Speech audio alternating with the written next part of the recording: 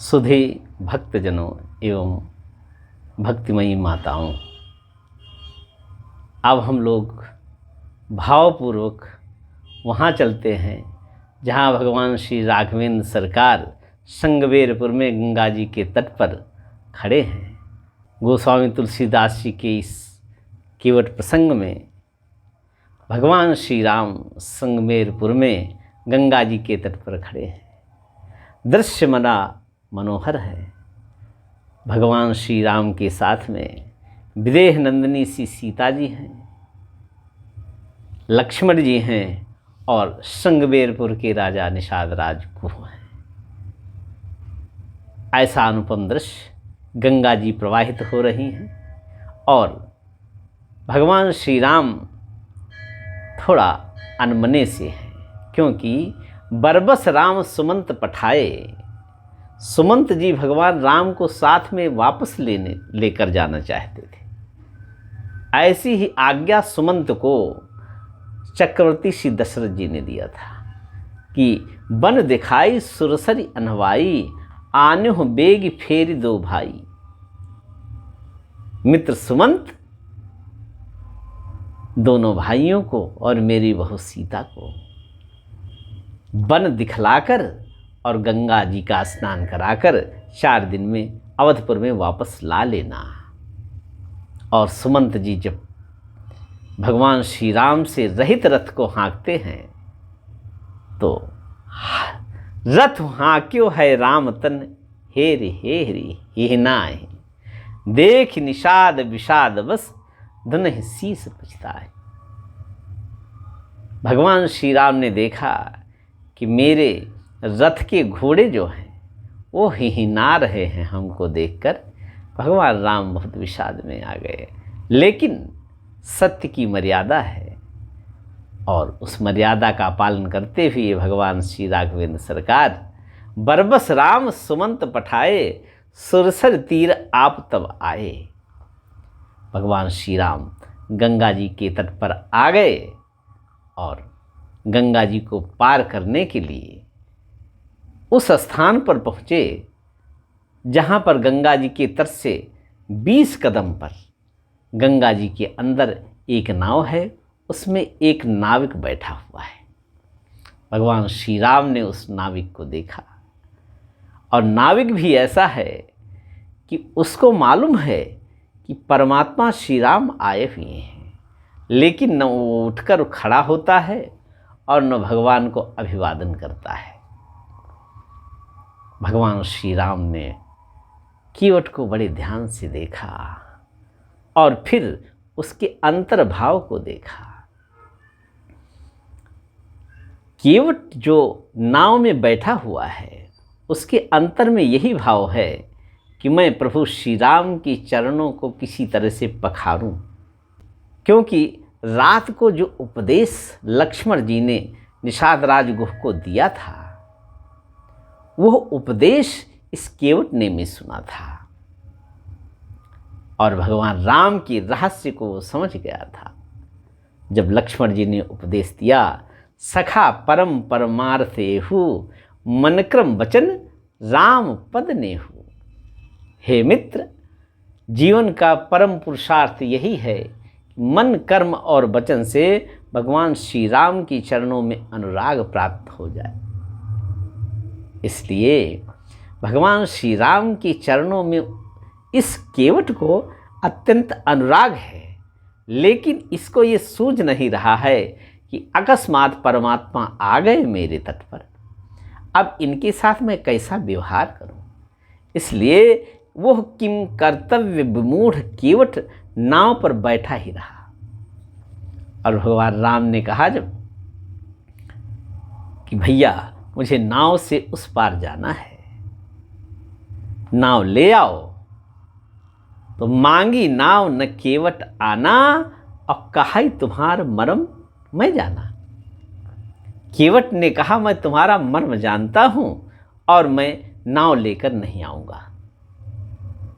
भगवान राम केवट की इस बात पर मन में बहुत हर्षित हुए कि ये मेरा भक्त बालवत है और अब इस बालक की तोतली बोली मुझे सुननी है।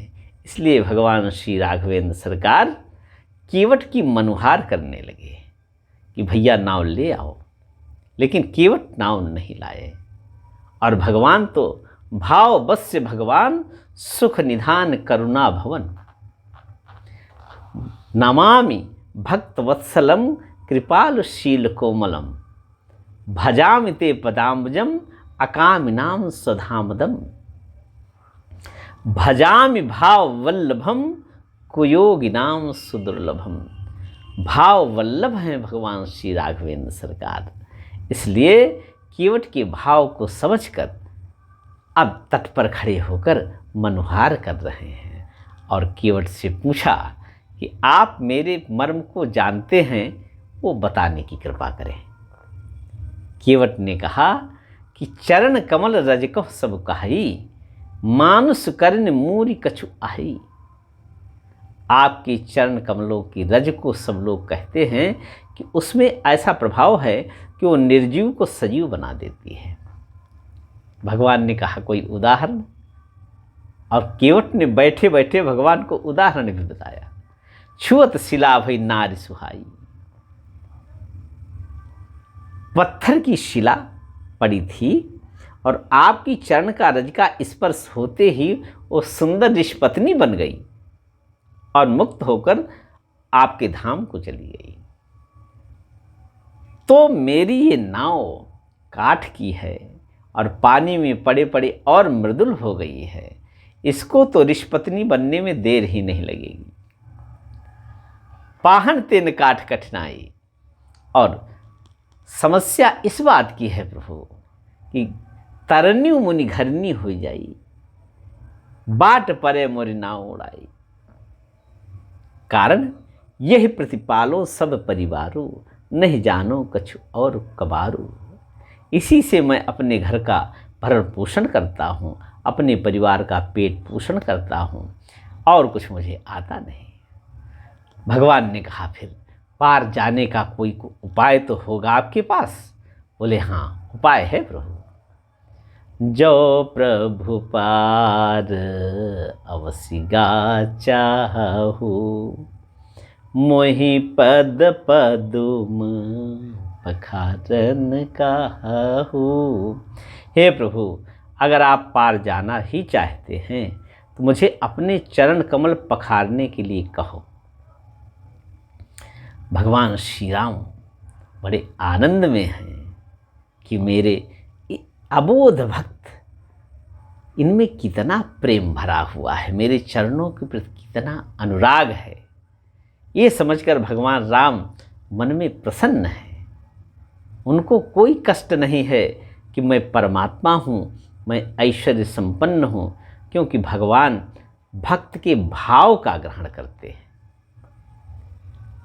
भगवान भक्ति के भाव को कितना ग्रहण करते हैं और भगवान भक्ति के भाव में किस तरह से बंध जाते हैं, इसका उदाहरण अरण्य कांड में भी एक जगह मिलता है।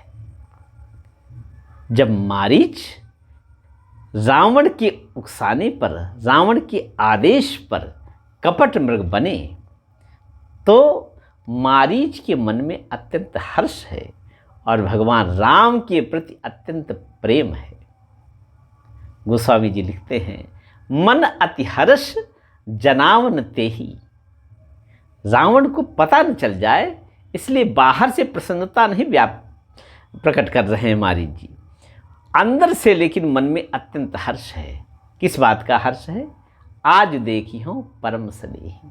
वास्तव में जो स्नेही है, परम स्नेही है, हर जीव के वास्तव में जो स्नेही हैं, उन राघवेंद्र सरकार को मैं आज देखूंगा। आज देखी हूँ परम स्नेही। और मन में क्या कल्पना कर रहे हैं? मारीच निज परम प्रीतम देखी, लोचन सुफल करी सुख पाई हूँ। आज वास्तव में मुझे सच्चा सुख मिलेगा। इन नेत्रों से मैं अपने परम प्रियतम को देखूंगा। निज परम प्रियतम देखी, लोचन सुफल करी सुख पाई हूँ। और केवल रघुनाथ जी को ही नहीं देखूंगा, श्री सहित अनुज समेत कृपा निकेत पद मन लाई हूं। अब यहां पर भी मारीच भगवान श्री राघवेंद्र सरकार की चरण कमलों में मन को लगाने की बात कर रहे हैं। क्या कह रहे हैं? मन में सीता जी को देखूंगा, प्रभु श्री राम के छोटे भाई लक्ष्मण जी को देखूंगा और करुणा निधान भगवान श्री राघवेंद्र सरकार को देखूंगा और उनके चरण कमलों में अपने मन को लगा दूंगा। और फिर भगवान राम के स्वभाव का चिंतन करते हैं मारीच। निर्वाणदायक क्रोध जाकर, जिसका क्रोध भी मुक्ति प्रदाता है, भगत अवश्य ही बस करी। जो परम स्वतंत्र हैं उनके प्रति अगर किसी के मन में प्रेम जागृत हो जाए तो वही परम स्वतंत्र परमात्मा उस भक्त के अधीन हो जाते हैं। अगर ये बात सत्य है तो मेरी भी कुछ कल्पना है। और मारीच क्या कल्पना करते हैं, क्या इच्छा करते हैं, क्या कामना करते हैं? निर्वाण दायक क्रोध जाकर भगत अवश्य ही बस करी। और कामना क्या है? निज पानी सरसंधानी सो मोहि बधी ही सुख सागर हरि। जो सुख के सागर हैं वो हरि क्या करेंगे? अपने कर कमलों में धनुष पर बाण का अनुसंधान करके मेरा वध करेंगे। ये कल्पना है। और आगे और कल्पना करते हैं। गोस्वामी जी लिखते हैं, मम पाछे धर धावत, तुरंत नहीं मारेंगे। कल्पना क्या है? मेरे पीछे दौड़ेंगे, मैं आगे आगे दौड़ूंगा और राघवेंद्र सरकार पीछे पीछे दौड़ेंगे। मम पाछे धर धावत धरे सरासन बाण, धनुष पर बाण चढ़ाकर प्रभु श्री राम भद्र मेरे पीछे दौड़ेंगे और मैं वो आनंद लूंगा कि दौड़ते हुए राघवेंद्र सरकार धनुष पर बाण चढ़ाए मेरे पीछे आ रहे हैं। और फिर प्रभु बिलोकी हों, घूम घूम कर मैं बार बार अपने प्रभु श्री राम को देखूंगा। और मारीच ये जानते हैं कि आज मुझे मुक्ति मिलने वाली है, इसलिए कहते हैं मेरे समान धन्य कोई नहीं है। और जब ते ही बन निकट दशानन गयो तब का मारीच कपट मृग भयो। देखो, शरीर से कपट है लेकिन भाव से भक्ति भरी हुई है, भाव भक्ति से ओतप्रोत है। और जब सीता जी ने कहा, प्रभु सत्य संध प्रभु बध कर एही आनहु चर्म कहति बैदेही। जब सीता जी ने कहा कि इसका वध करके इसका चर्म ला लो, भगवान श्री राघवेंद्र सरकार चाह दे तो इसी समय बाण निकाल कर उसका वध कर देते। लेकिन मृग बिलो की प्रभु परिकर बांधा। पहले मारीच जो कपट मृग बने हुए थे उनको भगवान ने देखा और देखा कि ये मारीच है लेकिन कपट वेश में आए हैं। फिर अंतर्भाव को देखा और राघवेंद्र सरकार ने जब अंतर्भाव को देखा तो बस मारीच की हो गए। मारीच की हर कामना को पूर्ण करने के लिए भगवान राम अब परतंत्र हो गए। जो परम स्वतंत्र थे वो अब परतंत्र हो गए। क्यों? भाव बस भगवान, सुख निधान करुणा भवन, भाव के बस में है ना भगवान। इसलिए अब मृग बिलो की प्रभु परिकर बांधा, कमर में फेंटा बांधा और करतल चाप रुचिर सरसाधा। सुंदर सा बाण धनुष पर चढ़ाया और फिर उस मृग को देखा। जब मृग बने हुए मारीच ने देखा कि भगवान राम अब दौड़ने के लिए तैयार हैं, मारीच को विश्वास है भगवान राम अभी बाण मारेंगे नहीं, क्योंकि मेरी कामना जो है उसको पूर्ण किए बिना भगवान राम बाण नहीं मार सकते। इसलिए मारीच ने क्या किया, प्रभु ही बिलोक चला मृगभाजी। भगवान श्री राम को देखकर वह मृग भाग चला और धाये राम सरासन साजी। धनुष पर बाण चढ़ाकर राघवेंद्र सरकार भी पीछे पीछे दौड़े और प्रकटत दुरत करत छल भूरी, यही विधि प्रभु ही गयो लई दूरी। कभी प्रकट होते हैं मारीच, कभी छिप जाते हैं, कभी अदृश्य हो जाते हैं। अब भगवान राम को घूम घूम कर मारीच देख रहे हैं, अब भगवान राम दौड़ रहे हैं। अब बताओ, राघवेंद्र सरकार भाव के इतने वश में हैं कि मारीच की भावना का आदर करते हुए कंटकाकीर्ण मार्ग में नंगे पैर दौड़ रहे हैं।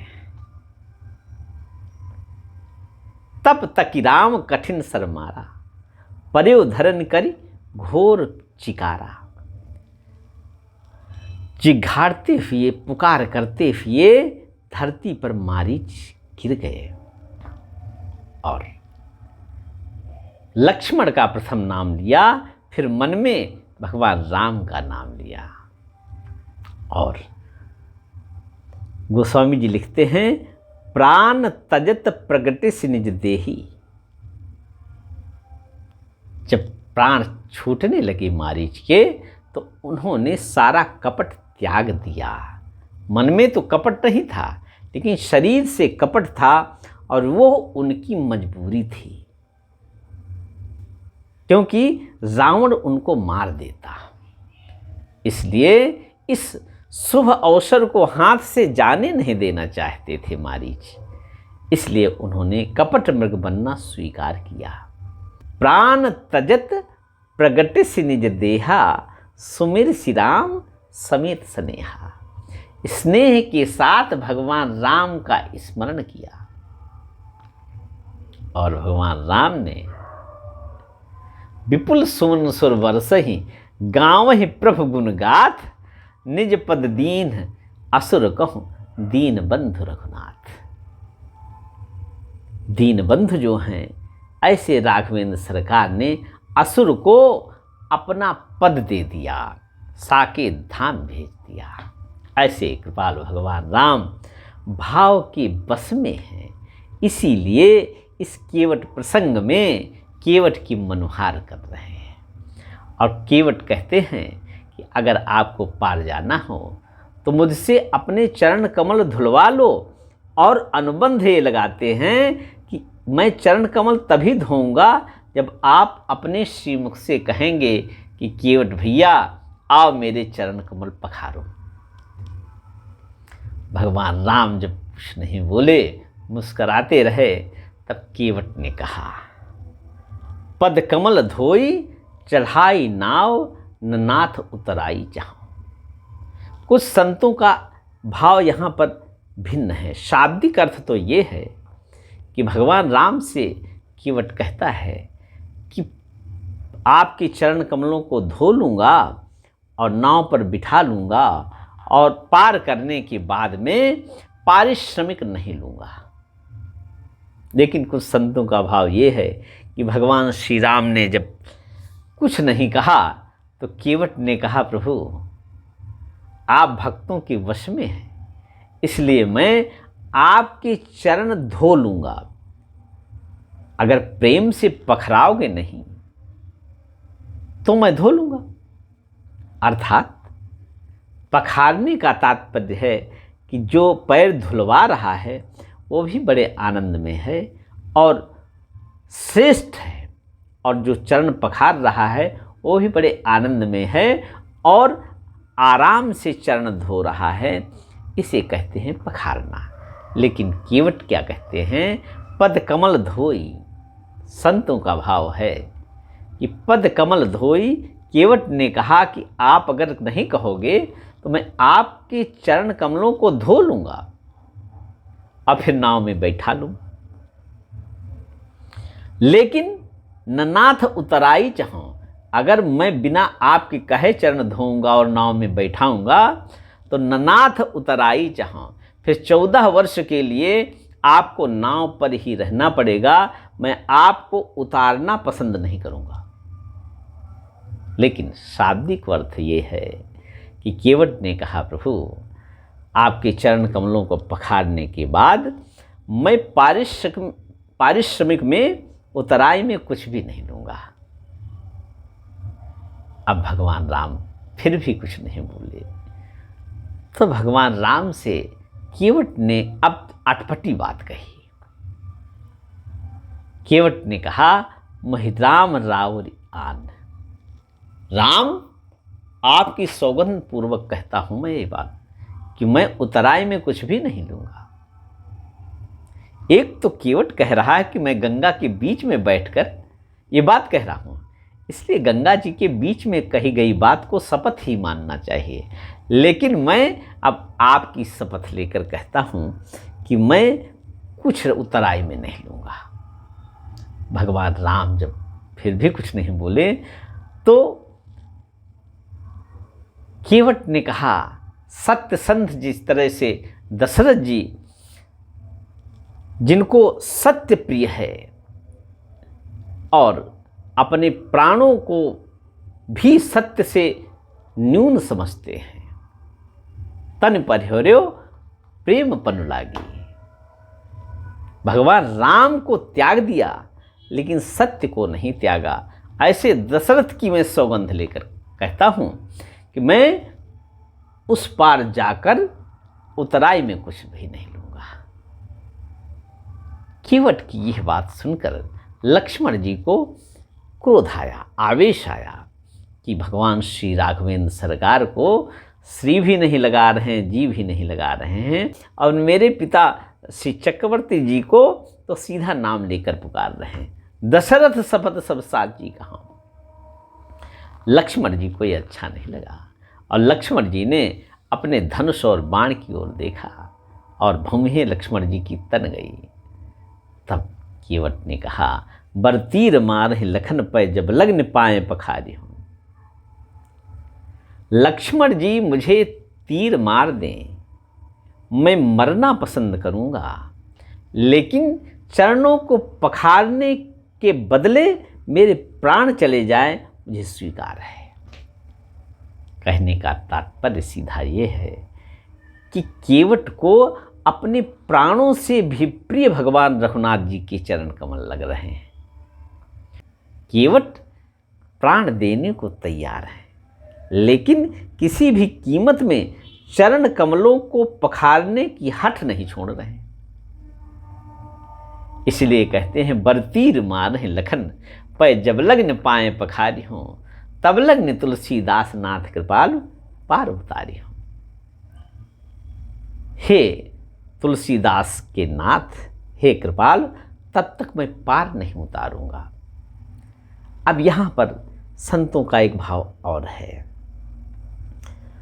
तू का मतलब है तुरीय। तुरीय माने राघवेंद्र सरकार प्रभु श्री राम।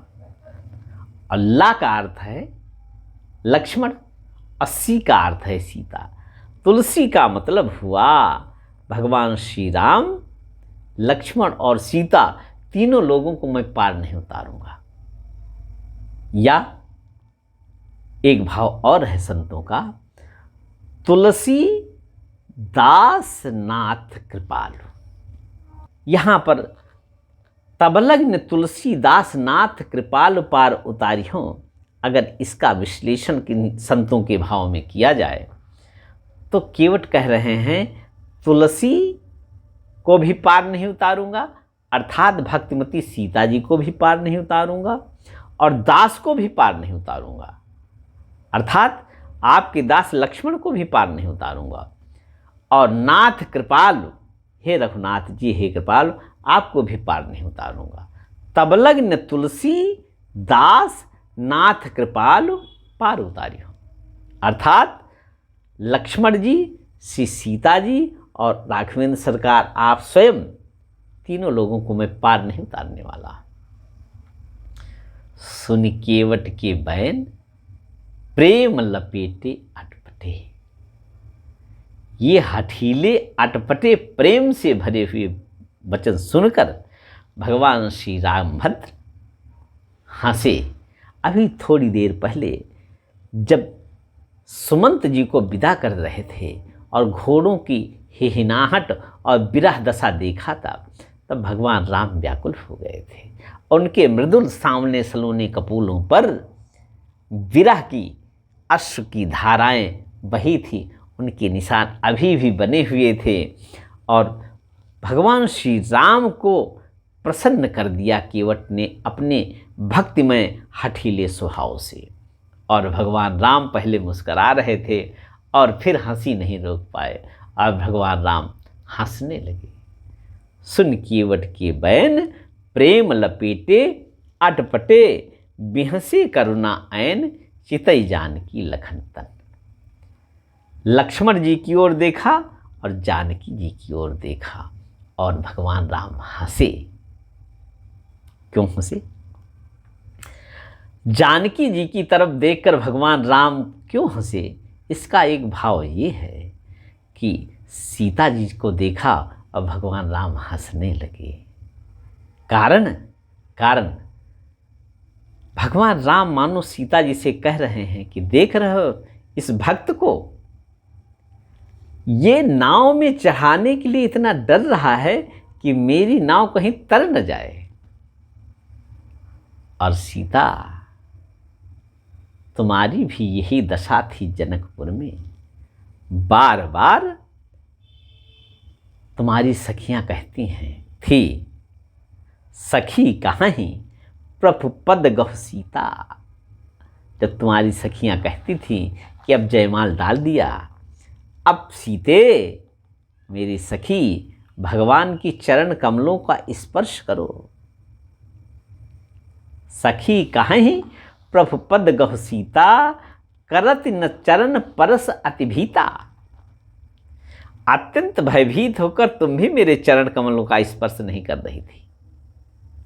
भगवान राम मानो हंसकर सीता जी को याद दिलाना चाहते हैं कि इस भक्त की बात पर मत जाओ। इसका भाव जो है वही तुम्हारा भाव था जयमाल डालते समय। इसलिए सीता जी को देखकर भगवान राम हंसने लगे। उनको जनकपुर की याद आ गई कि सीता, याद करो जब तुम जयमाल डालने के बाद में मेरे चरण स्पर्श करने में भयभीत हो रही थी, और तब मैंने क्या किया था। उस समय भी मैंने अपनी हंसी रोकने का प्रयास किया था, लेकिन मन में मैं बहुत हंसा था। मन बिहसे रघुवंश मन, प्रीति अलौकिक जानी। क्यों तुमने मेरे चरणों का स्पर्श नहीं किया? गौतम तिय गति सुरति करी, नहीं पर सती पग पानी। सीता जी को याद दिला रहे हैं भगवान राम कि केवट की जो दशा है, सीता वही दशा तुम्हारी जनकपुर में थी। गौतम ती गति सुरति करी। गौतम ती अर्थात अहिल्या की सदगति को याद करके आपने मेरे चरणों का स्पर्श नहीं किया था। और वहां पर भगवान राम इस स्थिति को देखकर, सीता जी के इस भाव को देखकर मन में हंसे थे। मन बिहसे रघुवंश मन, रघुवंश मणि श्री राघवेंद्र सरकार मन में हंसे थे। क्यों? प्रीति अलौकिक जानी। उन्होंने इस अलौकिक प्रीति को स्मरण करके मन में हंसी रोक नहीं पाए राघवेंद्र सरकार। और यहाँ तो अभी तक मन में हंस रहे थे, और इस केवट की अलौकिक प्रीति को देखकर भगवान राम उन्मुक्त हंसी से हंसे और सीता जी की ओर देखा। चितई जानकी लखन तन। और लक्ष्मण की ओर देखकर क्यों हंसे? लक्ष्मण जी की ओर देखकर इसलिए हंसे कि हे सीते, हे लक्ष्मण, अभी तक तो तुम लोगों को मेरे चरणों की सेवा करने का अधिकार प्राप्त था, इसीलिए वन में आए थे। लेकिन आज उस अधिकार का पूरा उपयोग केवट करना चाहता है। अब बताओ आप लोगों की क्या अनुमति है। और सुन केवट के बैन प्रेम लपेटे अटपटे भेसे करुणा ऐन चितई जानकी लखन तन। एक भाव और है। अब सीता जी से भगवान राम ने कहा, देखो आपके पतिदेव अगर इस गंगा जी के तट पर खड़े होकर इस केवट भक्त की मनोहार कर रहे हैं तो इसमें आपको बुरा मानने की आवश्यकता नहीं है। कारण चितई जानकी लख न तन। अगर लख न तन, सीता जी से बोले, सीते इसका शरीर इसकी वाणी को मत लखो, लख न तन, इसके तन को मत लखो, इसके भाव को लखो। और हंसे इसलिए कि यही भाव तो तुम्हारा भी था। मन भी हंसे रघुवंश मन। और चितई जानकी लखन तन। फिर भगवान श्री राघवेंद्र सरकार कृपा सिंधु बोले मुस्काई। करुणा के जो सागर हैं भगवान श्री रामभद्र, वो मुस्कराकर केवट से कहने लगे, सोई कर जेहि तब नाव न जाई। केवट ने कहा, स्पष्ट कहो कि आप केवट आओ और मेरे चरण पखाड़ो। भगवान राम ने कहा, ठीक है, जो तुम कहोगे वो मैं करूंगा, क्योंकि मैं भक्तों के लिए स्वतंत्र नहीं हूं। भक्तों के भाव के अनुकूल मैं चलता हूं। इसलिए बेग आन जल पाए पखारो। जल्दी से जल ले आओ और मेरे पैर पखारो केवट भैया। होत विलंब उतारे पारू। कारण जल्दी जल क्यों लाओ? भगवान राम ने उसका कारण दिया कि विलंब हो रहा है, पार उतार दो। क्योंकि इस समय प्रायः दोपहर हो गई है। भगवान श्री राम प्रातः उठे थे और नित्य कर्म करने के बाद में बट वृक्ष का दूध मंगाकर अपनी जटाएं बनाई थी। उसके बाद सुमंत जी ने भगवान राम को वापस अवध जाने की प्रार्थना की। हे नाथ, कृपा करके ऐसा कीजिए जिससे अवध अनाथ न हो। नाथ कृपा कर कीजिए सोई, जाते अवध अनाथ न होई। ये सुमंत जी ने भगवान राम से प्रार्थना किया था। और जतन अनेक साथ हित कीन्हे, उचित उतर रघुनंदन दीन्हे। और इस संवाद में काफी समय लग गया था। जटाएं बनाया, उसके बाद सुमंत से संवाद हुआ, अब इसके बाद में केवट से संवाद हो रहा है। तो प्रायः दोपहर हो गई और चैत्र का महीना था जब ये घटना घटित हुई। जब केवट के मनोहार करने के लिए भगवान श्री राघवेंद्र सरकार गंगा जी के तट पर पहुँचे, उस समय चैत्र का महीना था और चैत्र में धूप काफ़ी होती है और वन प्रदेश था वो, इसलिए और धूप लग रही थी। तो एक तो भाव ये है कि भगवान राम कह रहे हैं, भाई जल्दी से मेरे चरण पखाड़ लो, क्योंकि एक तो बालू गर्म हो रही है और सीता भी सुकुमारी हैं, लक्ष्मण भी सुकुमार हैं, इनको गर्मी बहुत लग रही होगी, इसलिए जल्दी पार कर दो मुझे। बेग आन जल पाए पखारू, होत विलंब उतारे पारू। जल्दी जल लाकर मेरे चरण पखाड़ लो, ये बात तो समझ में आती है, लेकिन विलंब किस बात का हो रहा है? इसके पीछे का भाव क्या है? अगर इसके अंतरंग में जाकर देखें तो भगवान राम को विलंब क्या है? प्रारंभ में ही भगवान ने कहा कैकेयी माँ से, मुनिगण मिलन विशेष बन, सबहि भांति हित मोर, तेहि महापितु आयसु बहुरी, सम्मत जननी तोर। सबसे पहले प्रथम स्थान पर किस चीज को रखा? बोले कैकेयी अम्बा, बन जाने में मुझे लाभ ही लाभ है। क्या लाभ है? बोले सर्वश्रेष्ठ लाभ अगर मैं गिनाऊं ये है कि मुनिगण मिलन विशेष बन। वन में विशेष रूप से लाभ ये है कि मैं अपने भक्तों के दर्शन कर पाऊंगा, उनसे मिल पाऊंगा, और वही सबसे श्रेष्ठ हित है। और इस बहाने प्रभु श्री राम सबको संदेश देना चाहते हैं कि सबसे बड़ा लाभ यही है किसी संत की शरण ग्रहण कर ली जाए। मुनिगण मिलन विशेष बन, सबहि भांति हित मोर।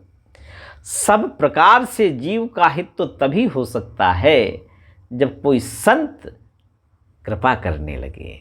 संतों के प्रति अनुराग प्राप्त हो जाना ये भगवत कृपा है, क्योंकि संतों के चरणों के प्रति अनुराग हो जाना, संतों से मिलने के प्रति अनुराग हो जाना, संतों से मिलने की इच्छा होना, यह जीवन का परम पुरुषार्थ है, क्योंकि यहीं से भगवत कृपा प्राप्त होगी। इसलिए भगवान राम ने कहा, मुनिगण मिलन विशेष बन, सबहि भांति हित मोर, तेहि महापितु आयसु बहुरी, सम्मत जननी तोर। और भरत प्राण प्रिय पावहि राजू, विधि सब विधि मोहि सन्मुख आजू। इस वन प्रसंग में, इस वनवास के प्रसंग में भगवान राम अत्यंत प्रसन्न इस बात से हैं कि वन जाकर मुझे मुनियों के दर्शन करने को मिलेंगे। और भगवान राम को इसी बात की सीखता है। होत विलंब उतारे पारू। भगवान राम अपने भक्तों से मिलने के लिए इतने आतुर हैं कि केवट से कहते हैं मुझे विलंब हो रहा है, नहीं तो 14 वर्ष का काल है, अब भगवान राम को विलंब किस बात का हो रहा है? जब 14 वर्ष की अवधि है तो 1-2 दिन अगर संगबेरपुर में बीत जाएंगे तो क्या हानि है, क्योंकि 14 वर्ष बिताने हैं। लेकिन भगवान राम कह रहे हैं मुझे विलंब हो रहा है। और भगवान राम आगे चलकर जब भरद्वाज जी के आश्रम में पहुंचे हैं, रात भर भरद्वाज जी के आश्रम में रुके, और प्रातः हुई तो भगवान राम ने कहा, प्रभु अब आदेश दो। बोले, हे मुनिवर, मुझे जाने की आज्ञा दो। और दूसरी बात कहा कि नाथ कही हम कह मग जाएं।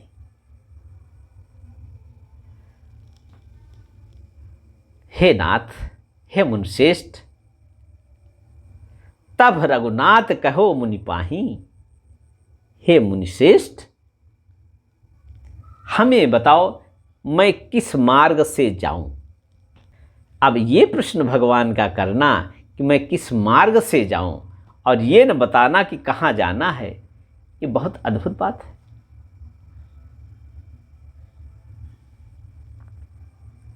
तो भरद्वाज जी भी समझ गए कि भगवान राम को जाना कहाँ है। मुनि मन बिहसी राम सन कहाहीं, सुगम सकल मग तुम कहुआहीं। आपको सारे मार्ग सुगम हैं, जिस मार्ग से जाना चाहो उस मार्ग से चले जाओ। और अगर महाभारत में दृष्टिपात किया जाए तो जब युधिष्ठिर ने यक्ष के प्रश्नों का उत्तर दिया तो यक्ष ने एक प्रश्न किया था कि कह पंथा, मार्ग क्या है। भगवान राम कह रहे हैं किस मार्ग से मैं जाऊं, और यही प्रश्न यक्ष ने किया था, मार्ग क्या है। और युधिष्ठिर ने उसका उत्तर दिया था, तर्को प्रतिष्ठो श्रुतयो विभिन्ना नैको ऋषिः यस्य मतं प्रमाणम् धर्मस्य तत्त्वं निहितं गुहायाम। देखो, तर्क से, युधिष्ठिर ने कहा, तर्क से अगर कोई मार्ग सिद्ध किया जाए तो उसी मार्ग को दूसरा तार्किक असिद्ध कर देगा और नए मार्ग का प्रतिपादन कर देगा। इसलिए वाद संवाद के द्वारा किसी मार्ग को पुष्ट करके कहा जाए कि ये जीवन जीने का मार्ग है, तो दूसरा उससे बुद्धिमान तार्किक होगा तो नए मार्ग को सिद्ध कर देगा कि ये जीवन जीने का मार्ग है। इसलिए युधिष्ठिर ने कहा, तर्को प्रतिष्ठो, तर्क की प्रतिष्ठा नहीं है मार्ग का निर्धारण करने में।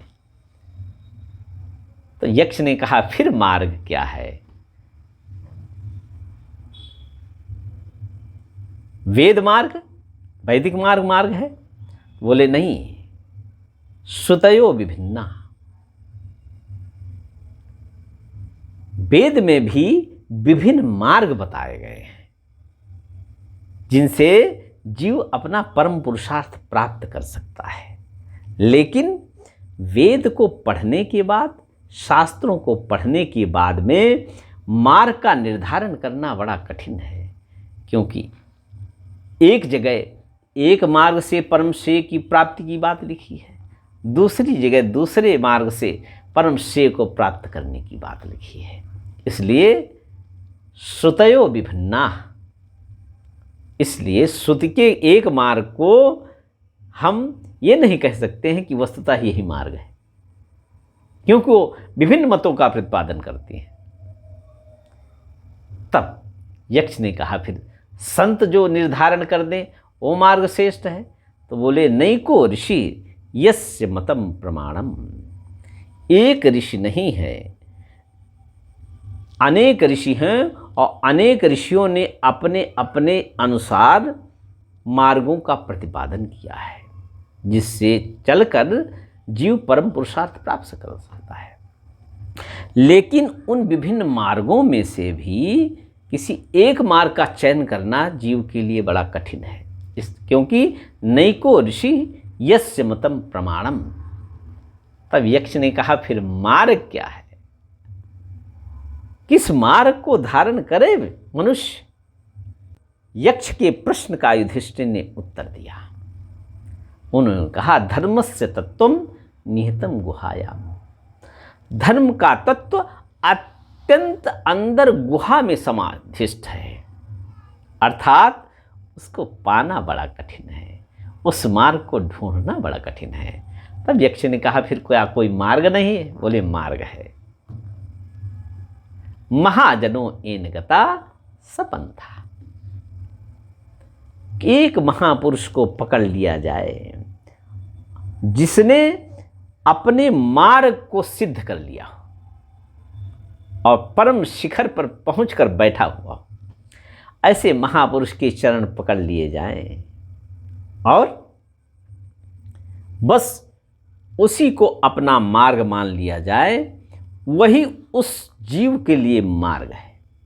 अर्थात किसी एक गुरु का आश्रय ले लिया जाए और सारे गुरुओं के मत श्रेष्ठ हैं ये समझकर सबको नमन करें, लेकिन अपने गुरुदेव जो मार्ग बता रहे हैं बस इसी मार्ग पर चलकर मुझे परम श्रेय की प्राप्ति हो जाएगी, यही धारण करने योग्य मार्ग है।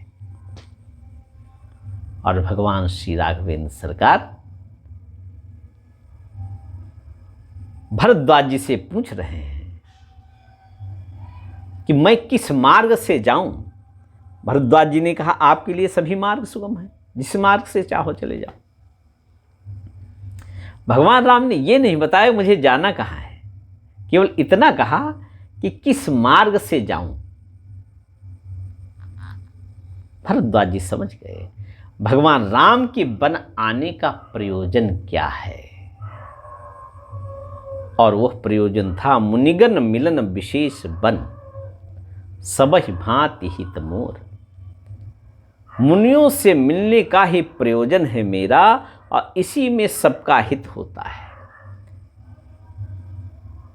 अब किस मुनि के पास भगवान राम को जाना है, यह निर्धारण करना भरद्वाज जी के लिए बहुत देर नहीं लगी। मुनि बटचारी संग तब दीन है, जिन बहुजन्म सुकृत सब कीन है। और बोले कि राघवेंद्र सरकार कहाँ जाना चाहते हैं, मुझे मालूम है प्रभु, आप वाल्मीकि जी से मिलने जाना चाहते हैं, वाल्मीकि जी के आश्रम में जाना चाहते हैं। और जिन बटुकों ने, जिन ब्रह्मचारियों ने, जिन शिष्यों ने महर्षि वाल्मीकि जी के आश्रम का मार्ग देखा था, उनमें से 4 को बुलाया और बोले भगवान श्री राम को मार्ग बता दो। मानो ये चारों वेद ही हैं जो भगवान राम को मार्ग बता रहे हैं, और जिस मार्ग की पुनर्स्थापना करने के लिए भगवान का अवतार हुआ है। बटुकों ने कहा प्रभु, यहाँ से आपको प्रकृति अपने आप बताने लगेगी कि वाल्मीकि जी कहाँ रहते हैं। तब भगवान राम ने कहा आप लोग कृपा पूर्वक वापस चले जाओ। भगवान राम ने जब कहा वापस जाने के लिए, तब वो चारों बटुक वापस जाने के लिए तैयार नहीं हुए। भगवान राम ने बड़ी विनय किया, फेरे प्रभु बट विनय करी, फिरे पाए मन काम। भगवान राम से बोले वो बटुक, हे प्रभु, अगर आप निरंतर इसी तरह से मेरे ऊपर कृपा अनुग्रह करते हुए मुझे दर्शन देते रहें तो मैं लौट जाऊंगा, नहीं आपका जो साथ पा जाए वो कहीं लौट सकता है। भगवान राम ने कहा ठीक है। फिरे पाए मन काम, अवतर नहाए जमुन जल, जो शरीर संश्याम।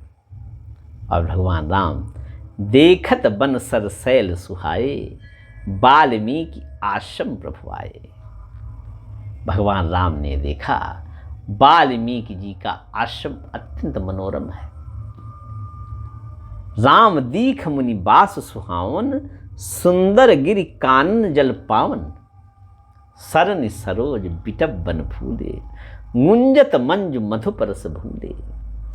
खगमृग विपुल कोलाहल करही, विरहित बैर मुदित मन चरही।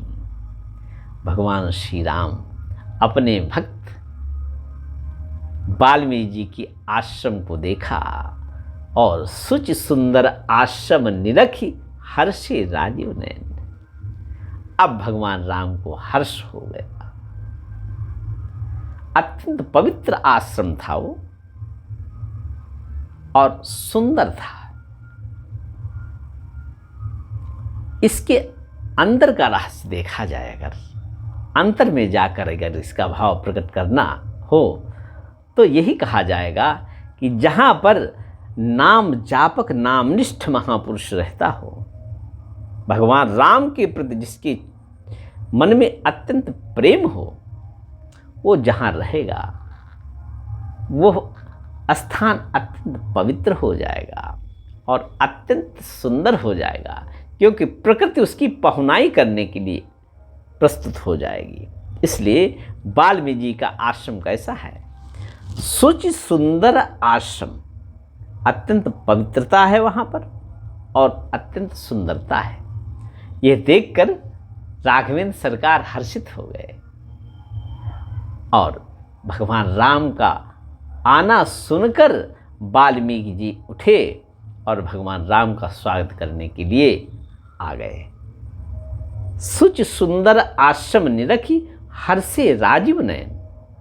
सुनि रघुवर आगमन मुनि, सादर आयो लेन। आदर पूर्वक अगवानी करने के लिए वाल्मीकि जी आ गए। और भगवान राम संतों को, नामनिष्ठ महापुरुषों को इतना आदर देते हैं, अपने प्रेमी भक्तों को इतना आदर देते हैं, इसकी यहाँ पर एक अनुपम झलक दिखाई देती है। भगवान राम से जब मिलने के लिए, अगवानी करने के लिए वाल्मीकि जी आए तो मुनि कहु राम दंडवत कीन्हा। भगवान राम ने वाल्मीकि जी को दंडवत प्रणाम किया। अब देखो, अपने भक्तों के समक्ष श्री रामभद्र अपने ऐश्वर्य को भूल जाते हैं और दंड की तरह पृथ्वी पर लौटकर प्रणाम करते हैं। ये धर्म की मर्यादा की स्थापना है। महापुरुष को देखकर किस तरह से उसका आदर करना चाहिए और किस तरह से उससे मिलने के लिए आतुर होना चाहिए, ये भगवान राम ने करके दिखा दिया। मुनि कहु राम दंडवत कीन्हा। और वाल्मीकि जी ने भगवान राम को आशीर्वाद दिया। अब परमात्मा जो पूर्ण काम है उसको भी आशीर्वाद देने की सामर्थ्य अगर किसी में है तो उनके प्रेमी भक्तों में ही है। आशीर्वाद विप्रवर दीना। और भगवान राम इन्हीं अपने प्रेमी भक्तों से मिलने के लिए बहुत जल्दी में है और केवट प्रसंग में केवट से कह रहे हैं कि बेग आन जल पाए पखारो, जल्दी जल ले आओ पाए पखारो। अब केवट ने पूछा क्यों जल्दी, जल्दी किस बात की है? तो बोले हो तो विलंब उतारे पारो, मुझे विलंब हो रहा है, मुझे पार उतार दो। लेकिन इस विलंब शब्द के अंतर में यही भाव छिपा है भगवान का कि वो अपने भक्तों से मिलने के लिए अत्यंत आतुर हो रहे हैं। और इस तरह से भगवान राम केवट को आज्ञा देते हैं कि आप जल ले आओ।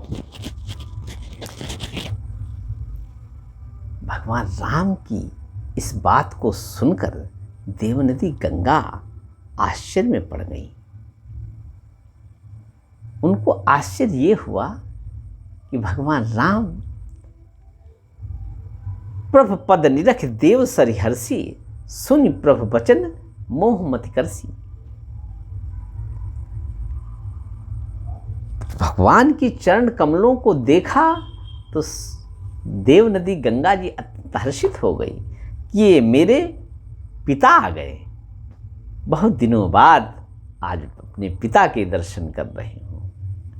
लेकिन जब केवट की इस तरह से मनुहार करते देखा तो भ्रम में पड़ गई गंगा जी कि ये परमात्मा राम वही हैं जिनके चरणों से मेरा उद्भव हुआ है या कोई राजकुमार है। लेकिन जब पुष्पों की वर्षा होने लगी ऊपर से केवट के ऊपर, सुमन बरस सुर सकल सिहाही, यही सब पुण्य पुंज को नाई। सारे देवता अत्यंत विस्मित हैं कि अरे आज केवट के समान भाग्यशाली कौन है कि भगवान राम उनकी हर बात को मानने के लिए आज विवश है। और ये केवल इसलिए है कि राम ही केवल प्रेम प्यारा। भगवान राम को केवल प्रेम ही प्यारा है। और प्रबल प्रेम की पाले पड़कर प्रभु को नियम बदलते देखा, अपना मान टले टल जाए, भक्त का मान न टलते देखा। और भगवान राम के ऊपर और केवट के ऊपर पुष्पों की वर्षा आकाश मार्ग से देवता लोग कर रहे हैं। बरस सुमन सुर सकल सिहाही, यही सम पुण्य पुंज को नाही। सबको बड़ा आश्चर्य, सिद्ध महापुरुषों को, देवताओं को, सबको आश्चर्य हो रहा है कि जास नाम सुमिरत एक बारा, उतरहि नर भव सिंधु पारा। जिसका नाम स्मरण करने से जीव भवसागर पार हो जाता है, सोई कृपालु केवट ही निहोरा। वो रघुनाथ जी आज केवल केवट की मनुहार कर रहे हैं, उनसे अनुनय विनय कर रहे हैं कि नाव के द्वारा मुझे पार कर दो। सोई कृपालु केवट ही निहोरा, जेहि किए जगु त्यों पगहु ते थोरा। जिसने इस अखंड ब्रह्मांड को 2 पग में नाप लिया। यह सतयुग का प्रसंग देवता, सिद्ध और ऋषि मुनि सब याद कर रहे हैं कि भगवान राम जब देवताओं का कार्य संपादन करने के लिए आदित्य माँ के गर्भ से प्रकट हुए थे वामन भगवान के रूप में, और जब यज्ञोपवीत संस्कार हुआ बावन भगवान का, बावन भगवान को गायत्री मंत्र का उपदेश स्वयं सूर्य नारायण ने दिया था, और यज्ञोपवीत स्वयं बृहस्पति जी ने अपने हाथ से बनाकर पहनाया था। भिक्षा पात्र कुबेर भगवान ने दिया था, और माता पार्वती ने उन ब्रह्मचारी बटुक श्री वामन भगवान को भिक्षा उमा पार्वती जी ने दिया था। और उसके बाद में जटाएं धारण किए हुए वो बटुक भगवान छत्र धारण किए, कमंडल लिए सीधा वहाँ पहुँचे जहाँ पर भृगु कक्ष में नर्मदा नदी के तट पर बलि अश्वमेध यज्ञ कर रहे थे। यह प्रसंग श्रीमद् भागवत के 8वें स्कंद में बहुत स्पष्ट रूप से बहुत व्याख्या करके श्री सुखदेव जी ने राजा परीक्षित को सुनाया है। वामन भगवान जब यज्ञशाला के निकट पहुंच रहे थे, तब प्रहलाद के नाती जो बलि थे, जिन्होंने अपने पुरुषार्थ से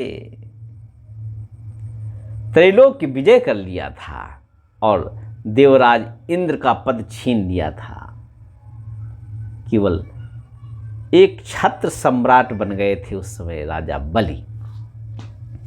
और इसी देवताओं के संकट को दूर करने के लिए भगवान वामन का अवतार हुआ था। देखा बलि ने तो अपने गुरु शुक्राचार्य जी से पूछा, क्या सूर्य नारायण प्रसन्न होकर अपनी यज्ञशाला में आ रहे हैं? तब शुक्राचार्य जी ने कहा, ये सूर्य नारायण नहीं है, ये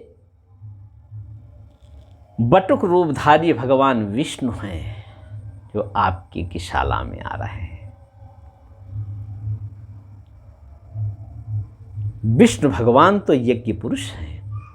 जब अश्वमेध यज्ञ हो रहा है और स्वयं यज्ञ पुरुष उस यज्ञ में पधार रहे हैं, तो बलि को ये सुनकर बड़ा आश्चर्य हुआ और आनंद भी। उन्होंने अपने भाग्य की सराहना की और बटुक वेशधारी वामन भगवान को अगवानी करके अपनी यज्ञशाला में ले गए, उनकी चरण पखारे और बोले, हे ब्राह्मण देवता, मैं आपकी क्या इच्छा पूरी करूं? बहुत सी बातें कही बलि ने, लेकिन किसी वस्तु को लेने के लिए वामन भगवान तैयार नहीं हुए। तब बलि ने कहा, आपको क्या चाहिए? वामन भगवान ने कहा, मुझे 3 पग भूमि चाहिए जिसमें मैं आसन बिछाकर और भजन करूं, क्योंकि मैं तपस्या करना चाहता हूं। बलि ने कहा, बातें तो बड़े महापुरुषों जैसी करते हो, लेकिन आपको मांगना भी नहीं आया। अरे तीनों लोकों के अधिपति बलि से 3 पग भूमि मांग रहे हो। भगवान वामन ने कहा, बस मुझे इतना ही चाहिए। वो ब्राह्मण अपने तेज से रहित हो जाता है जिसका मन कामनाओं से भरा हुआ है, इसलिए मुझे केवल 3 पग भूमि दे दो, उसी में मैं संतुष्ट हो जाऊंगा। बलि ने कहा, जहां चाहो 3 पग भूमि ले लो। भगवान ने कहा, ऐसे नहीं, आप संकल्प करो कि मैं 3 पग भूमि दूंगा आपको।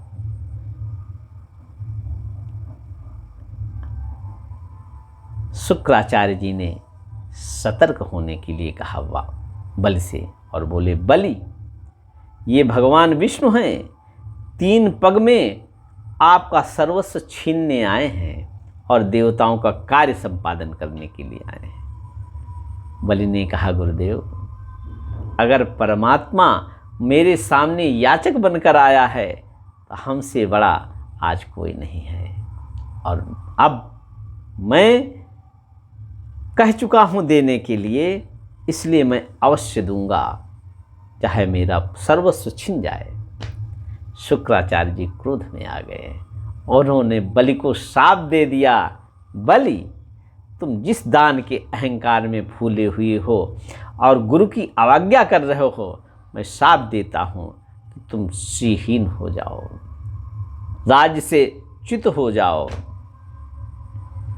बलि ने कहा, मुझे स्वीकार है, लेकिन ये अवसर अब हाथ से जाने नहीं दूंगा। बलि की पत्नी विंध्यावली दौड़ कर गई, नर्मदा नदी से जल लेकर आई और बोली, हे प्राणनाथ ये अवसर हाथ से मत जाने देना। अरे परमात्मा कहीं किसी के यहाँ आज तक याचक बनकर आए, सब तो परमात्मा के द्वार पर याचक बनकर जाते हैं, लेकिन हम लोगों का गृहस्थ धर्म आज धन्य हो गया, जिस गृहस्थ के यहाँ परमात्मा याचक बनकर आए हैं। और विंध्यावली ने अपने पति को प्रोत्साहित किया। वस्तुतः धर्मपत्नी यही वही होती है जो विंध्यावली की तरह धर्म के मार्ग पर चलते हुए अपने पति को पग पग पर प्रोत्साहित करे।